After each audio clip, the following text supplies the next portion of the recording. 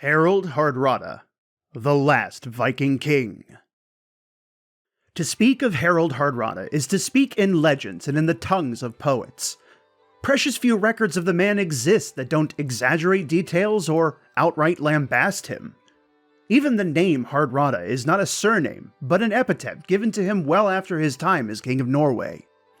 Indeed, if the sagas and accounts are to be believed, the name is well earned, for Harald was born a warrior king and destined to be the final king of the Vikings.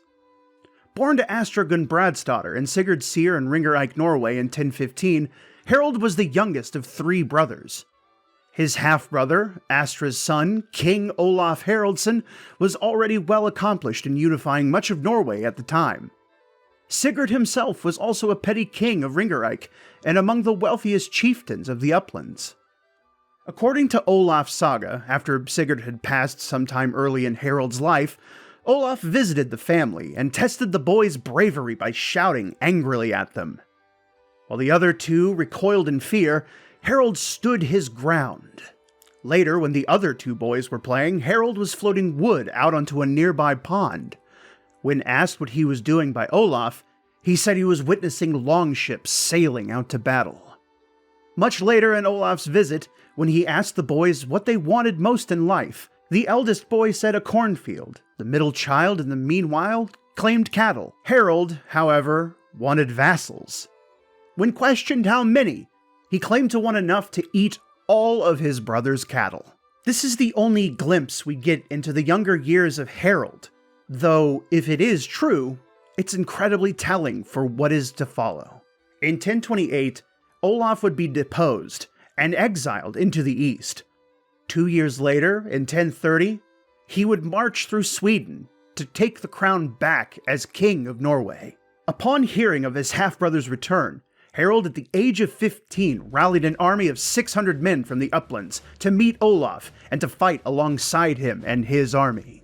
Before the battle, according to the sagas, Olaf commanded the upland contingent to take the right wing and to raise their banner. At the same time, he made it clear that he didn't want Harald to fight, claiming that he was still only a child in years. Harald, however, replied that he would be in the battle, stating, "If I am so weak as to be unable to wield a sword, then let my hand be tied to the hilt. There is none keener than I to strike a blow against these bonders, and so I shall go with my comrades." On the 29th of July, 1030, the Battle of Stiklestad began, a battle to restore Olaf to his place upon the throne. As they met there in the open fields, Olaf's support charged in, but as if by fate, the sky darkened suddenly from an eclipse.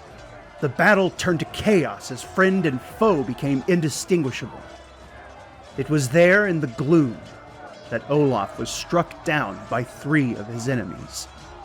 The sun began to peek out, revealing to Olaf's forces that their king had been killed. As they fled, a man sworn to Olaf found a wounded Harald there on the field and carried him away to safety. Harald and his savior escaped to a remote farm in eastern Norway, where he stayed for some time to heal his wounds. Once healed, he traveled north through the mountains of Sweden and soon found himself in Kievan Rus in the first half of 1031. He and his men were welcomed by YAROSLAV the Wise. YAROSLAV at the time had already had much trouble with the Poles in the north and the Pechengs of the south. During this time, YAROSLAV made judicious use of Varangian warriors, who were mostly comprised of Scandinavian warriors. These fighters for hire were useful to YAROSLAV, whose own forces were often used for home defense and found fighting in such places to be beneath them. For YAROSLAV, Harald's appearance was a windfall, for he could use the troops that he brought. YAROSLAV would give Harald command over the troops that he brought. However, he would also put Harald under the command of one Elif Ragnvaldsson. If the sagas are to be believed, Elif and Harald fought side by side against the Poles in 1031, cutting a swath through Polish lands. In the following years, Harald would fight either in the southern lands against the Pechengs or found himself staying in Staria Lagoda. In 1031, Harald traveled southward along the Dnieper River to Constantinople, driven by stories of fantastic wealth gained by the Varangians in service to the Emperor. It is thought that Harald, upon arrival, attempted to conceal his identity. However, more contemporary documents show that, upon Harald's arrival, he was given proper courtesy by Michael IV. This courtesy allowed Harald to retain command of his Varangians, while falling under the command of one of the Byzantine's best generals at the time, GEORGIOS MANIAKES. Harald's first years in Constantinople are not very well known. It was most likely that Harald found himself sailing the Mediterranean to ward off Arab pirates due to the oft-lauded naval experience of the Varangians. This proved incredibly lucrative to Harald and his men, as most of these ships were laden with fine goods and gold for them to plunder freely. This is even after the demand of the Emperor's share of wealth, which at the time was only 100 marks for each corsair that they invaded. All of his wealth Harald would have sent back to Kiev for safekeeping. It's also possible Harald found himself in Asia Minor, performing raids on the ground against the Saracens. During said campaigns, Harald often found himself seemingly butting heads with Maniakes. According to the sagas, these would often see Harald outwitting his Byzantine counterpart. However, historically, there is little record outside of the skaldic poetry. Though the date is unknown, many records also place Harald heading towards Jerusalem during his Byzantine service, escorting important personnel. The most likely of these being Empress Zoe's sisters Eudocia and Theodora, both nuns and both on pilgrimage. All of this would have led to Harald and his men finally becoming members of the illustrious Varangian Guard of Constantinople in 1036. In 1038, Harald would find himself in a significant battle against the Saracens in Arab-controlled Sicily, a major Byzantine conflict which would see Harald's Varangian Guard deployed all over the island in order to siege or capture. In one such tale, Harald had some of his men playing games outside of a wall for days. When the city found the men were no threat, Harald ordered them to charge inside with weapons drawn. Soon, Harald's Varangians were inside the city, and the city was theirs. There are other tales of Harald's deceit against the enemy and uncanny bravery, but they're typically regarded as legends, stories told through the centuries that other great war masters and generals have performed time and time again with no real substance to their existence. However, there is no mistaking Harald's impact on the battles within Sicily, nor is there any mistaking the plunder he and his men acquired during these raids. Harald soon found himself and his Varangians in Italy, trying to quell Norman rebellions, but was soon taken away by Michael IV himself as trouble was brewing elsewhere. Bulgaria was staging a revolt, which threatened the city of Thessalonica. The general Constantine assured Michael fled before the Bulgars came to lay siege upon the palace. Michael, however, would raise an army and lead it, despite a chronic illness he suffered from. Harald was among that army. The Varangian Guard was deadly and efficient, and even gained Harald the nickname Burner of the Bulgars. Michael was victorious thanks to Harald and his Varangian Guard. However, in late 1041, that would be the last time that Harald would fight as a Varangian mercenary for the imperial throne. Upon their return to Constantinople, the victorious emperor and Harald's troops were praised. Harald himself had become very well known for his actions in Bulgaria as well as abroad. But in December of 1041, Michael IV would die of his illness. This left the crown barren until a conniving member of his family brought an heir forward.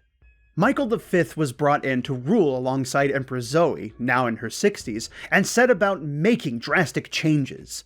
Harald and his guard were no longer welcome in the palace. Harald and his lieutenants, in fact, were arrested and thrown into a dungeon. Over the course of the first few months of 1042, Michael V was very quickly becoming extraordinarily unpopular. He even forced Empress Zoe to a convent on a nearby island so he would have complete control over everything.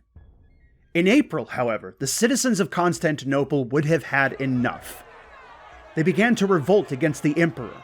A sea of civilians took up tools as armaments and surged towards the palace. Former members of the Varangian Guard set to leading this charge, as well as freeing Harald. In the chaos, Michael and his general fled to a nearby church in order to become monks and gain protection. In the meantime, Constantine had brought Zoe back from the convent and called for her sister Teresa to be set upon the throne to bring order. Soon, Zoe and her sister Teresa were co-empresses of the Byzantine Empire. Theresa's first order was to drag the now deposed emperor out of the church to pay for his crimes, in order the Varangians and Harald would perform happily. Upon their retrieval, it is said that Harald himself blinded and mutilated Michael V. After this grisly day, Theresa stepped down back into a life of piety, leaving Constantine to now fill the role of emperor and marrying Empress Zoe. All would return to normal in Constantinople, though for Harald, he wanted to leave Constantinople.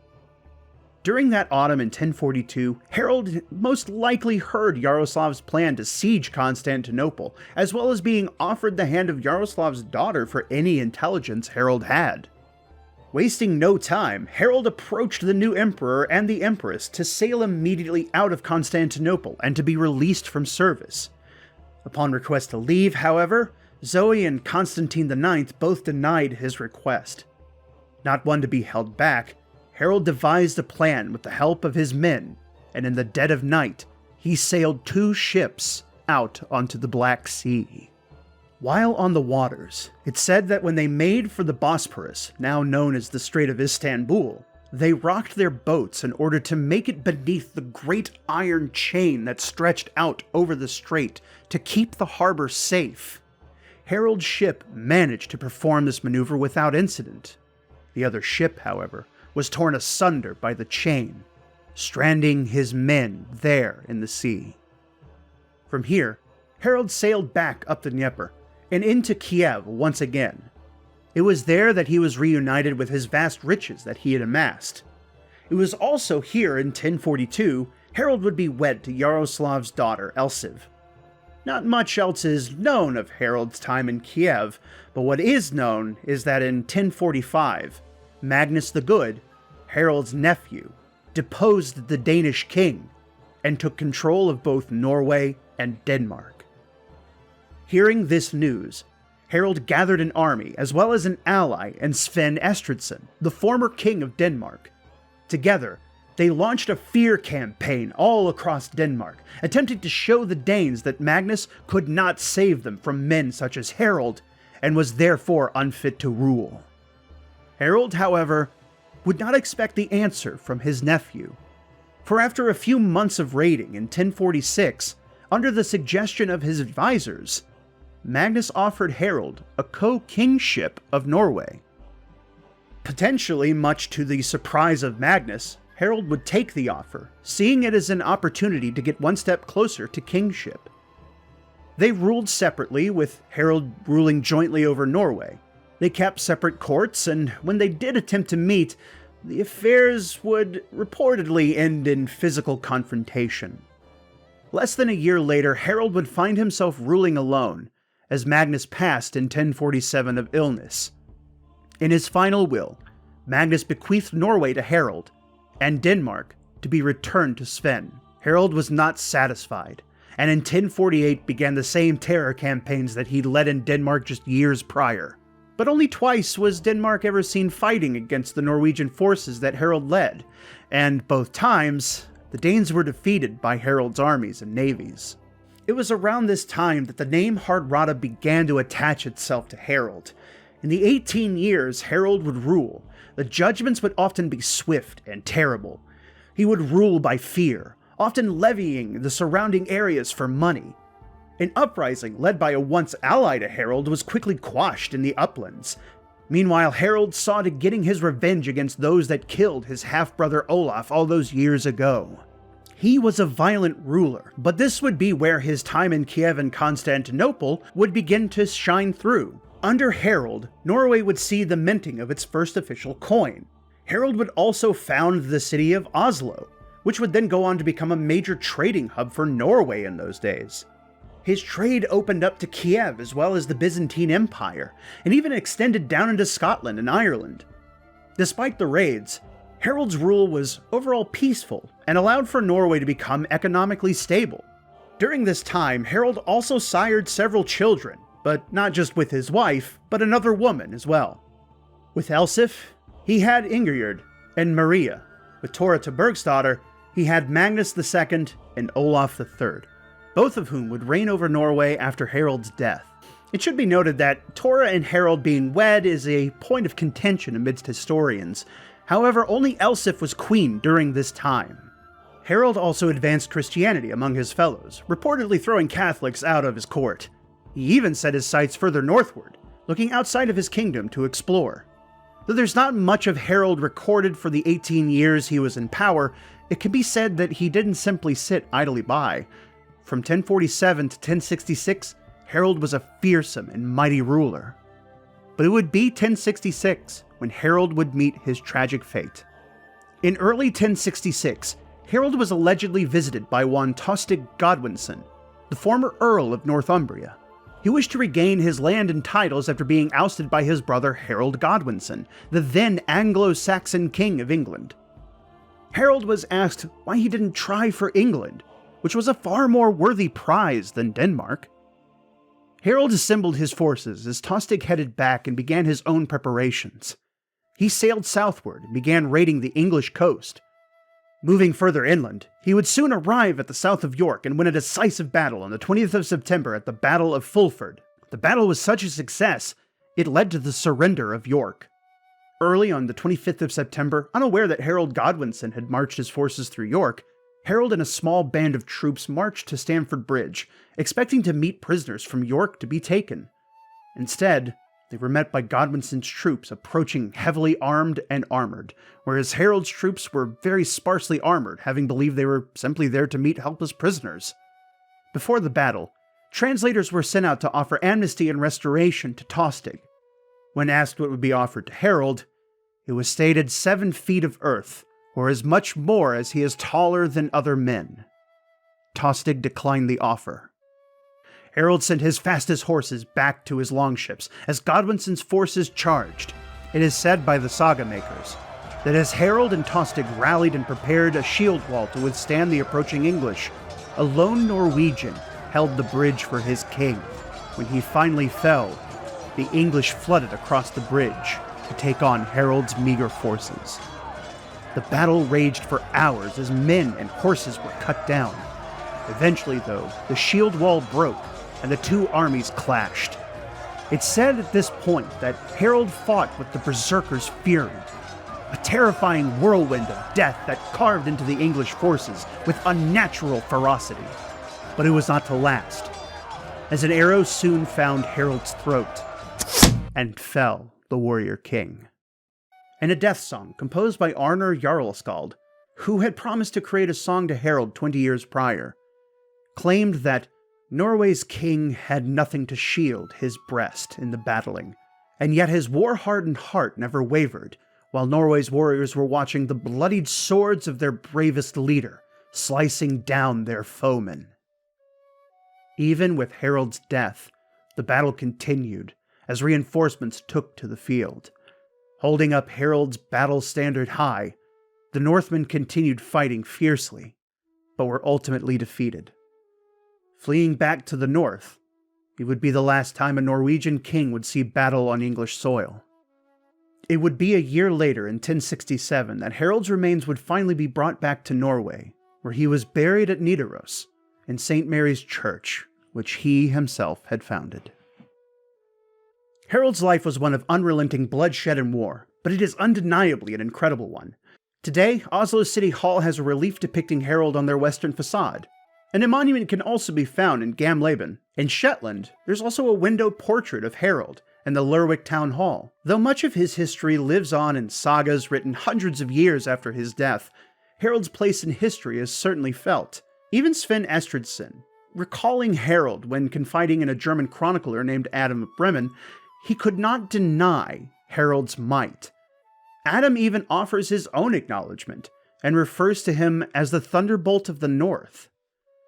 Though perhaps not as widely known as many others throughout history, his life is no doubt a fascinating look not only at the end of the Viking Age, but indeed at the final king of the Vikings. Hey everyone, thanks for watching all the way through. It's greatly appreciated. These videos are probably going to become more of a mainstay on my channel because I'm really into Civ 6 right at the moment, and history is a big thing to me. These videos are going to take a while to come out though, because there is a lot of research that goes into this.